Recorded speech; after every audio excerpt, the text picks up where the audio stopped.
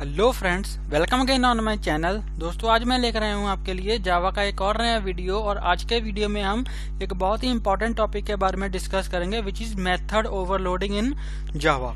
तो method overloading क्या होती है, चलिए मैं आपको सिंपल एग्जांपल के थ्रू समझाता हूँ। मैं ज़्यादा थ्योरी में आपको नहीं ज़्यादा जाऊँगा, क्योंकि मेथड ओवरलोडिंग बेसिकली पॉलीमॉर्फिज्म का एक पार्ट होता है। और पॉलीमॉर्फिज्म का आपको मतलब पता ही होगा, अगर आपने कोई भी ऑब्जेक्ट ओरिएंटेड प्रोग्रामिंग की बुक पढ़ी है तो पॉलीमॉर्फिज्म का मतलब क्या होता है, मैनी फॉर्म्स, मतलब कि नाम सेम होता है और उसके जो फंक्शन होते हैं वो डिफरेंट डिफरेंट होते हैं, तो उसको हम बोलते हैं पॉलीमॉर्फिज्म। ठीक है, उसी का एक पार्ट है मेथड ओवरलोडिंग।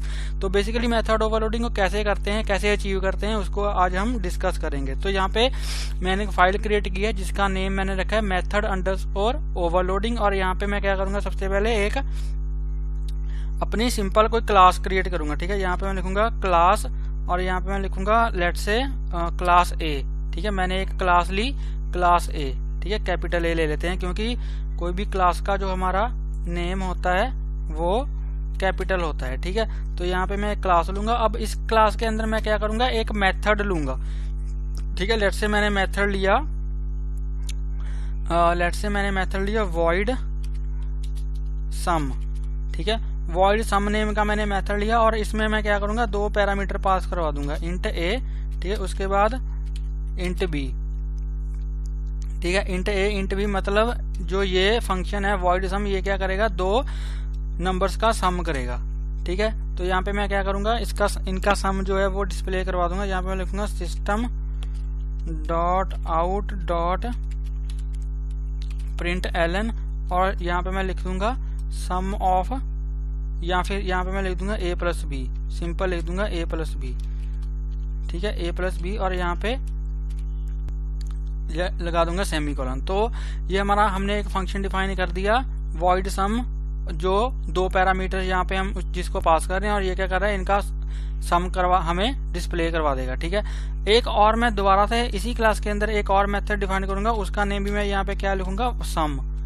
ठीक है, उसका नेम भी मैं यहाँ पे क्या लिखूंगा, सम। लेकिन इसके अंदर मैं क्या करूंगा, तीन पैरामीटर पास करवाऊंगा। यहाँ पे मैं लिखूंगा इंट ए, उसके बाद यहाँ पे लिखूंगा इंट बी। ठीक है, उसके बाद यहाँ पे लिखूंगा इंट सी। इसके अंदर मैंने क्या किया, तीन पैरामीटर पास करवा दिए। अब यहाँ पे हो क्या रहा है, ये देखिए यहाँ पे दोनों का जो नाम है वो सम है, इसका नाम भी सम है, इसका नाम भी सम है। लेकिन इसमें डिफरेंस क्या है कि इसमें मैं दो पैरामीटर्स पास करवा रहा हूँ, इसमें मैं तीन पैरामीटर्स पास करवा रहा हूँ। तो इसको हम बोलते हैं मेथड ओवरलोडिंग। मतलब कि जो फंक्शन का नेम है वो सेम हो, लेकिन इसके जो पैरामीटर्स हैं उसमें जो हम डेटा पास करवा रहे हैं वो डिफरेंट डिफरेंट हो। ठीक है, तो इसमें डेटा हम कितनी तरह से पास करवा सकते हैं। एक तो ये हो सकता है कि मैं यहाँ पे जो नंबर्स ऑफ पैरामीटर्स हैं वो डिफरेंट डिफरेंट पास करवाऊं, जैसे अभी मैं करवा रहा हूँ। ठीक है, यहाँ पे दो करवा रहा हूँ, यहाँ पे तीन करवा रहा हूँ। एक तो ये हो सकती है मेथड ओवरलोडिंग। इसका एक वर्जन और भी है कि जो नंबर ऑफ पैरामीटर्स है वो सेम हो, लेकिन जो उनकी डेटा टाइप है वो डिफरेंट डिफरेंट हो। जैसे अगर मैं इसमें दो पैरामीटर्स पास करवाऊँ तो यहाँ पे मैं फ्लोट टाइप के पैरामीटर पास करवा सकता हूँ। ठीक है, इसको भी हम बोलते हैं मेथड ओवरलोडिंग। तो यहाँ पे मैं क्या करूंगा, यहाँ पे फ्लोट डेटा टाइप के मैं पैरामीटर पास करवा सकता हूँ और इसको यहाँ पे मैं दो पैरामीटर पास करवा सकता हूँ। लेकिन ये भी हमारी मेथड ओवरलोडिंग ही है, क्योंकि जो पैरामीटर्स की जो डेटा टाइप है वो डिफरेंट डिफरेंट है। तो इसको भी हम मेथड ओवरलोडिंग में ही कंसीडर करते हैं। ठीक है, अभी मैं क्या करूंगा, यहाँ पे तीन पैरामीटर ही पास करवाऊंगा और मैं आपको दिखाऊंगा कि कैसे हम इसको यूज करते हैं। तो यहाँ पे मैं क्या करूंगा, इसको भी, इनके सम को भी मैं यहाँ पे डिस्प्ले करवा दूंगा। तो यहाँ पे मैं इसको कॉपी करूंगा, कॉपी करने के बाद यहाँ पे इसको पेस्ट कर दूंगा और यहाँ पे मैं a प्लस बी प्लस सी यहाँ पे मैं प्रिंट करवा दूंगा। ठीक है जी, तो ये हमारी जो एक क्लास है ये क्रिएट हो चुकी है। अब मैं यहाँ पे क्या करूंगा, एक मेन क्लास यहाँ पे डिफाइन करूंगा। तो यहाँ पे मैं लिखूंगा पब्लिक स्टैटिक वॉइड मेन। ठीक है, और इसके अंदर मैं यहाँ पे लिखूंगा स्ट्रिंग args। जैसे आपको पता ही है कि स्ट्रिंग args स्ट्रिंग टाइप का हम एक एरे पास करते हैं अपने। यहाँ पे मुझे पहले क्लास क्रिएट करनी पड़ेगी, सॉरी मैंने डायरेक्ट मेन मैसेज यहाँ पे करवा दिया, मेन मैसेज को यहाँ पे डिफाइन कर दिया, मेन फंक्शन को। तो यहाँ पे मैं क्या करूंगा, तो मैं यहाँ पे क्या करूंगा, सबसे पहले अपनी जो मेन क्लास है उसको यहाँ पे डिफाइन करूंगा। ठीक है, तो यहाँ पे मैं लिखूंगा क्लास और उसके अंदर क्लास का नेम मैं लिखूंगा मेथड ओवरलोडिंग। ठीक है, तो यहाँ पे मैं लिखूंगा मेथड अंडरस्कोर ओवरलोडिंग, ठीक है, मेथड अंडरस्कोर ओवरलोडिंग, और इस क्लास के अंदर हमारा जो मेन फंक्शन है वो इस क्लास के अंदर होगा। यहाँ से इसको कट करूंगा, कट करने के बाद यहाँ पे कर्ली ब्रेसेस को डाल दूंगा, क्लास की जो कर्ली ब्रेसेस है, और यहाँ पे मैं हमारा जो स्ट्रिंग टाइप का जो एरे होता है उसको पास करूंगा, ठीक है। तो यहाँ पे हमारी मेन फंक्शन की जो बॉडी है वो यहाँ पे स्टार्ट हो जाएगी। तो अब हम यहाँ पे क्या करेंगे, अब यहाँ पे मैं ऑब्जेक्ट क्रिएट करूंगा ए क्लास का। तो यहाँ पे मैं लिखूंगा ओबी, यहाँ पे मैं लिखूंगा ए, उसके बाद यहाँ पे लिखूंगा ओबी इज इक्वल टू न्यू और उसके बाद ए, ठीक है। तो यहाँ पे क्या होगा, जो ये ओबी है ये हमारा ऑब्जेक्ट क्रिएट या फिर रेफरेंस वेरिएबल क्रिएट हो चुका है ए क्लास का। तो यहाँ पे अब इसके थ्रू हम क्या कर सकते हैं, ए क्लास के जो फंक्शन हैं उनको कॉल कर सकते हैं। तो यहाँ पे अगर मैं यहाँ पे लिखूं, ओबी डॉट सम, ठीक है, यहाँ पे लिखूं ओबी डॉट सम और यहाँ पे दो वेरिएबल्स पास करूं, लेट्स से 10 और 20। तो यहाँ पे मैंने 10 और 20 पास कर दिया। तो यहाँ पे होगा क्या, यहाँ पे 10 और 20 की एक कॉपी क्रिएट होगी और वो कॉपी यहाँ पे एक जो 10 की कॉपी है वो ए में असाइन हो जाएगी और जो 20 की कॉपी है वो यहाँ पे बी में असाइन हो जाएगी, और 10 और 20 का जो सम है वो यहाँ पे डिस्प्ले हमें हो जाएगा, ठीक है। मैं यहाँ पे सबसे पहले क्या करूंगा, इसको सेव करूंगा।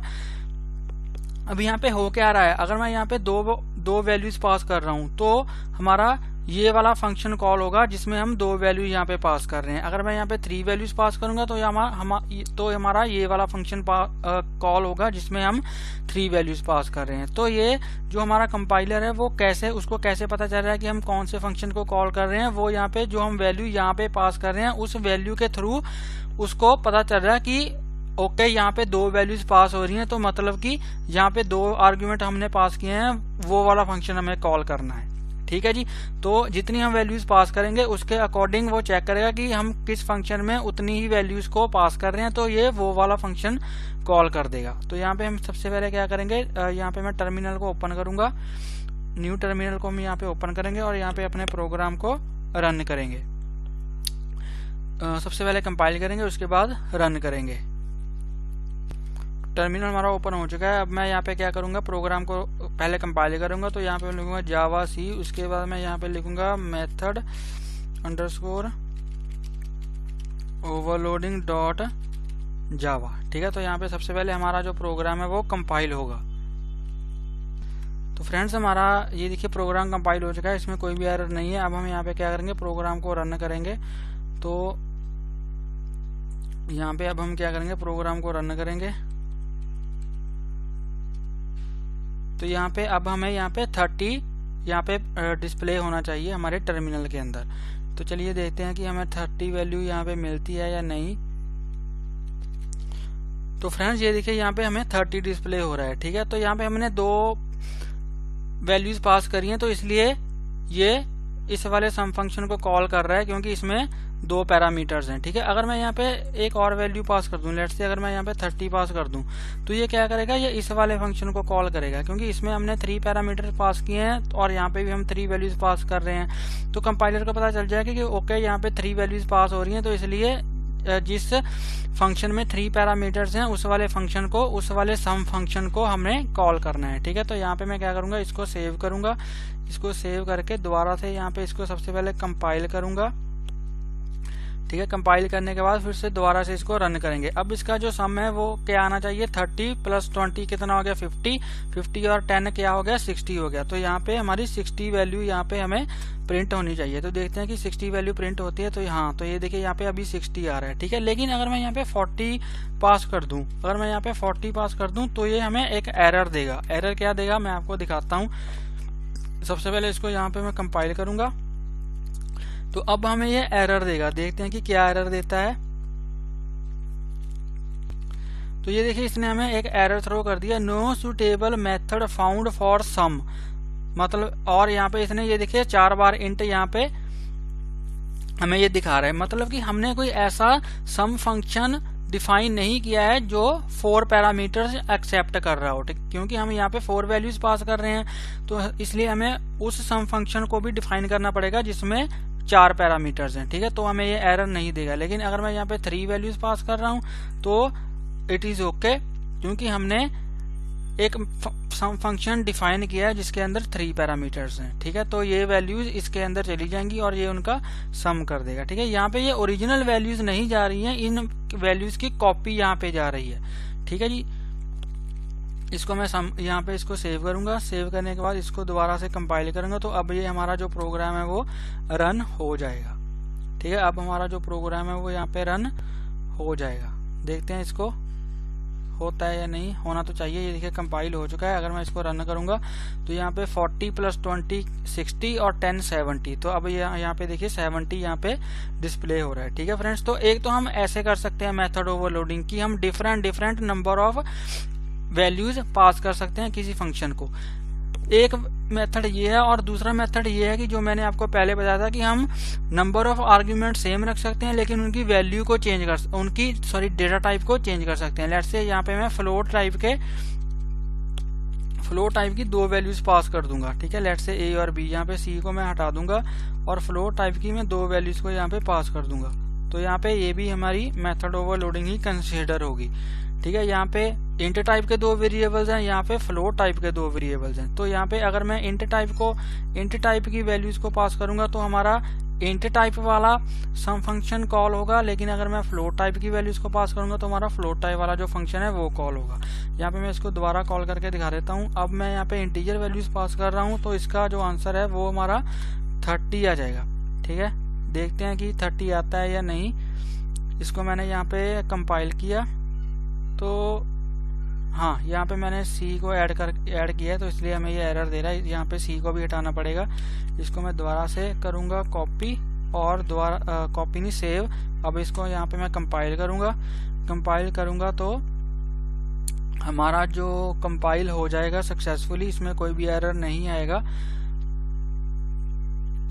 तो ये देखिए अभी हमारा कंपाइल हो चुका है, इसमें कोई भी एरर नहीं है। अगर मैं इसको रन करूँगा प्रोग्राम को तो हमारा ये रन भी हो जाएगा, हमें 30 यहाँ पे डिस्प्ले हो रहा है, ठीक है। लेकिन अगर मैं यहाँ पे पॉइंट में वैल्यू पास करूँ, लेट्स से 10.4 यहाँ पे मैंने कर दिया, ठीक है, और यहाँ पे मैंने कर दिया 20.6 कर दिया, तो यहाँ पे फिर ये वाला फंक्शन हमारा कॉल होगा, क्योंकि यहाँ पे हम डेसिमल वैल्यू पास कर रहे हैं, मतलब कि फ्लोट वैल्यू पास कर रहे हैं। तो हमारा जो फ्लोट जिसमें हम डेटा एक्सेप्ट कर रहे हैं वो वाला हमारा सम फंक्शन कॉल होगा। तो इसको यहाँ पे मैं सेव करूंगा। सेव करने के बाद प्रोग्राम को यहाँ से कंपाइल करूंगा। तो अब हमारा प्रोग्राम कंपाइल हो जाएगा। तो यहाँ पे हमें क्या करना पड़ेगा, यहाँ पे हमें ये एरर दे रहा है क्योंकि यहाँ पे हम ये इसको डबल कंसीडर कर रहा है, डबल डेटा टाइप कंसीडर कर रहा है। तो यहाँ पे मैं क्या करूँगा, इसको डबल यहाँ पे मैं क्या करूँगा, इसको डबल कर दूंगा, ठीक है। डबल भी हमारी बेसिकली फ्लोट की तरह ही होती है, डेसिमल वैल्यू ही होती है, लेकिन उसकी जो स्टोरेज कैपेसिटी है वो थोड़ी ज़्यादा होती है एज कम्पेयर टू फ्लोट, ठीक है। तो यहाँ पे मैं क्या करूँगा, इसको सेव करूँगा। सेव करने के बाद यहाँ पे मैं इसको सेव करूँगा। सेव करने के बाद इसको दोबारा से कंपाइल करूँगा। यहाँ से इसको कंपाइल करूँगा तो देखते हैं कि अब हमारा कंपाइल होता है या नहीं, या फिर हमें एरर ही आती है। हाँ, तो अब हमारा कंपाइल हो चुका है, ठीक है। अब मैं इसको रन करूँगा तो हमारी जो वैल्यू है ये देखिए अभी डेसिमल में आ रही है, ठीक है। इसको सम कर दिया तो इसकी जो वैल्यू है वो डेसिमल में आ रही है, ठीक है फ्रेंड्स। तो ऐसे हम कर सकते हैं मेथड ओवरलोडिंग। या तो हम different number of parameters pass करें, या फिर जो पैरामीटर्स पास कर रहे हैं उनकी जो टाइप है वो डिफरेंट हो, ठीक है। लेकिन ऐसे नहीं हम कर सकते कि जो फंक्शन की डेटा टाइप है वो डिफरेंट हो, तो ये हमें मेथड ओवरलोडिंग में नहीं होता। ऐसे मेथड ओवरलोडिंग में नहीं होता कि हमारी जो पैरामीटर्स की डेटा टाइप है और नंबर ऑफ पैरामीटर्स है वो सेम हो, लेकिन यहाँ पे अगर मैं इंट कर दूं तो ये मेथड ओवरलोडिंग नहीं है, ठीक है। यहाँ पे जो नंबर ऑफ पैरामीटर्स है वो डिफरेंट होने चाहिए, ठीक है। इसको हम मेथड ओवरलोडिंग नहीं बोल सकते कि नंबर ऑफ पैरामीटर्स भी सेम हो और उनकी डेटा टाइप भी सेम हो, लेकिन अगर हम मेथड की जो डेटा टाइप है उसको चेंज कर दें तो ये मेथड ओवरलोडिंग नहीं है। ये देखिए यहाँ पे रेड ये लाइंस यहाँ पे आ रही हैं, इसका मतलब कि ये हमें एरर, ये देखिए डुप्लीकेट मेथड सम ऐसे बोल रहा है।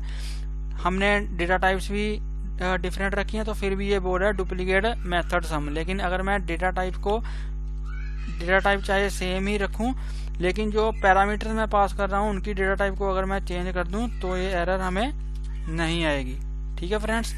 तो ये है हमारी मेथड ओवरलोडिंग की एग्जांपल।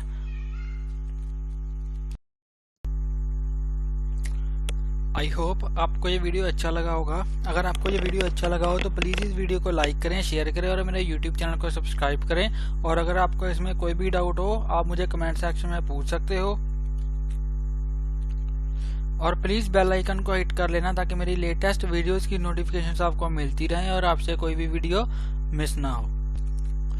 और अगर आपने अभी तक मेरी जावा की प्लेलिस्ट को चेक नहीं किया है तो प्लीज़ मेरी जावा की प्लेलिस्ट को चेक करें। इसमें मैंने जावा के बहुत सारे टॉपिक्स ऑलरेडी ही कवर करके रखे हैं। इसका जो लिंक है मैं नीचे डिस्क्रिप्शन में दे दूंगा, आप वहां से जाकर मेरी जावा की प्लेलिस्ट को चेक कर सकते हो। तो मिलते हैं एक नई वीडियो में एक नए टॉपिक के साथ। तब तक के लिए हंसते रहिए, मुस्कुराते रहिए, सीखते रहिए और सिखाते रहिए। Thank you for watching.